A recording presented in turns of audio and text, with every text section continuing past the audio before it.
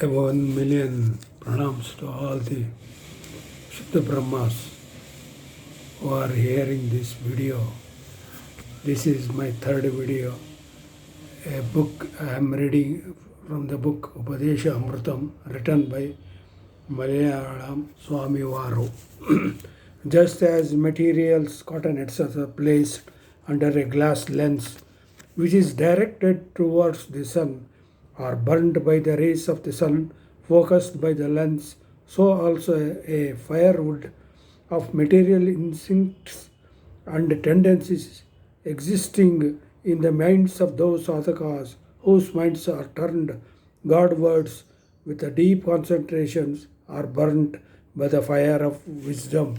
The rays of the sun falling on the lens are the same as those falling on other ordinary glasses elsewhere, but the power of ignition is in the nature of but the power of ignition is in the nature of the lens, and it's being directed towards the sun. In the same way, though spiritual force Atma Shakti is in every heart, the light of the wisdom or the spiritual illumination will occur only in such hearts that are purified, concentrated, and turned Godwards.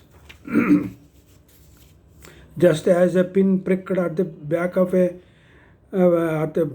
a picture of the Lord, Sri Krishna causes a hole in the picture and affects the Lord. So also the troubles caused to a Mahatma are reflected in the Lord and affect him. For is it not a devotee only a counterpart of the Lord and his heart, the Lord's abode? Paragraph 3.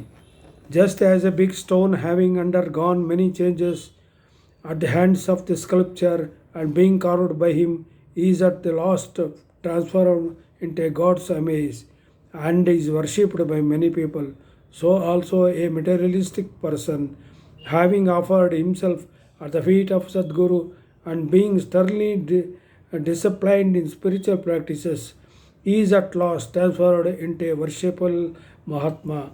One who understands this secret becomes really blessed.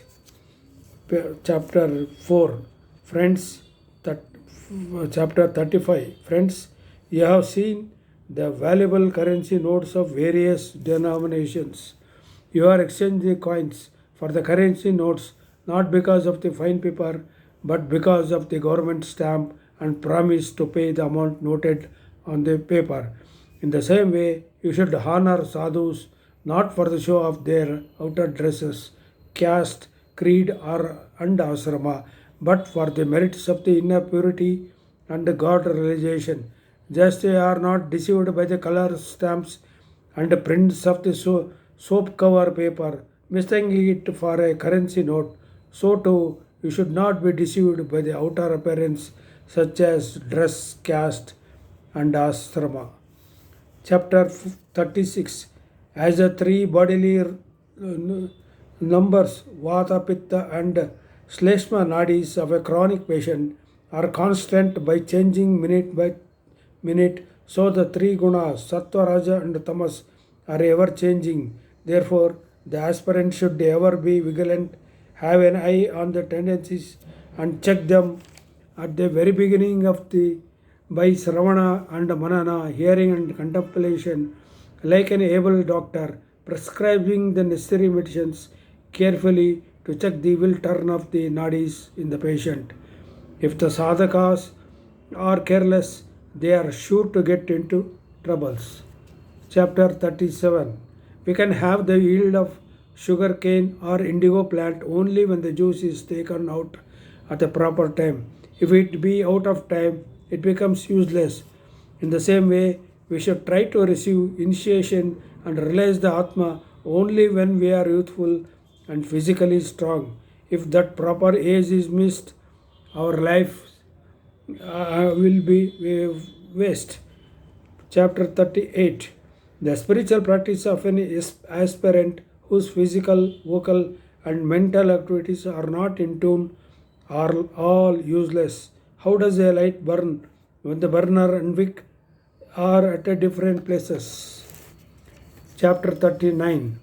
The path to salvation is smooth, slanting, and like a stone covered with water weeds or slippery matter.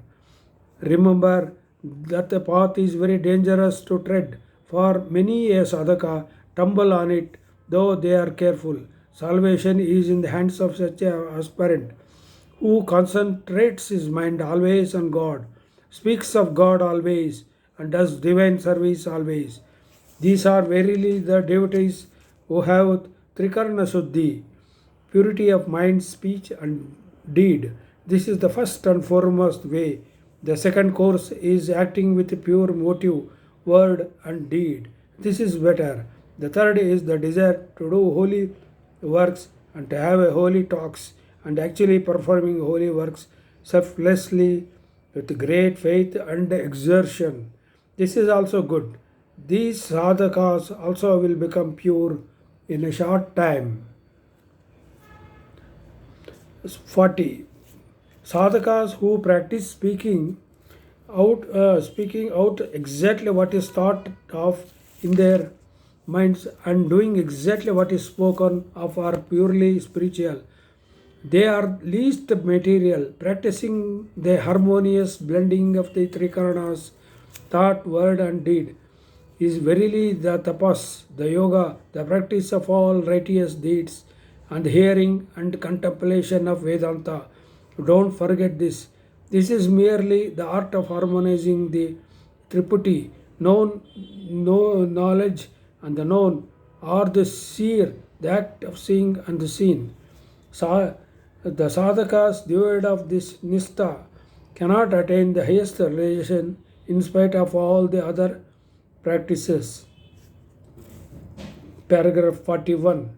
An aspirant need not perform various kinds of sadhana, just as a hungry man cannot live without taking at least any one food, though it may be unnecessary to take all sorts of food available in the world, just as a patient cannot survive without taking at least one proper medicine coupled with a suitable diet, though it may be unnecessary to try various medicines and diets prescribed, prescribed in books and medicine, and just as a 30% he is satisfied with drinking some water close at hand, though it is not necessary to drink all the water available in the world. So too, a spiritual aspirant can cross a ocean of samsara and attain nirvana by following any one sadhana with sincerity and steadfastness.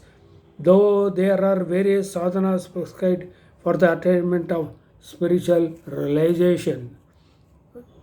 42 paragraph. Just as the world gets pleased and becomes happy with a heavy rainfall even after having suffered for a long for want of rain, so also a sadhaka, though suffering from a want of spiritual experience, in spite of his undergoing spiritual discipline for a very long time, feels blessed, having got rid of all miseries the very moment God's grace descends on him. 43. Just as crops grown by the water supplied from a well dug by the self effort during a drought is quite insufficient even to feed one's large family, so also that spiritual practices performed with egoism cannot give real peace and strength to the soul. The practices which are carried on with full faith in the all merciful God and sole dependence on Him give a eternal peace and happiness not only to the doer but also to the world at large, like the abundant crops which grow up by the God, sent rains, and which give plenty of food to the entire population of the world. Paragraph 44. Just as a full moon eclipsed by the ascending node Rahu appears lightless and ugly, so too the Atma superimposed by the Maya appears dull and impure. But just as the moon shines with her usual brightness after the eclipse is over and several meritorious deeds are done at the same time, so too the Atma freed from desire and hatred shines in its native glory and several holy deeds both physical and mental, will be done in its present. 45 paragraph. The mission of the mind is turning up and down very quickly. Its actions are very wonderful. If anybody thinks and feels that he is the body, the mind, etc., and identifies himself with the same, the mind leads such a man to neither worlds and turns him into a demon. But the same mind leads the person who meditates that he is not the body, the mind, and so on, but that is really the ever pure and self luminous Atman to the Nirvana Padam, far beyond all the higher regions, including the Brahma, Loka, and makes him immortal.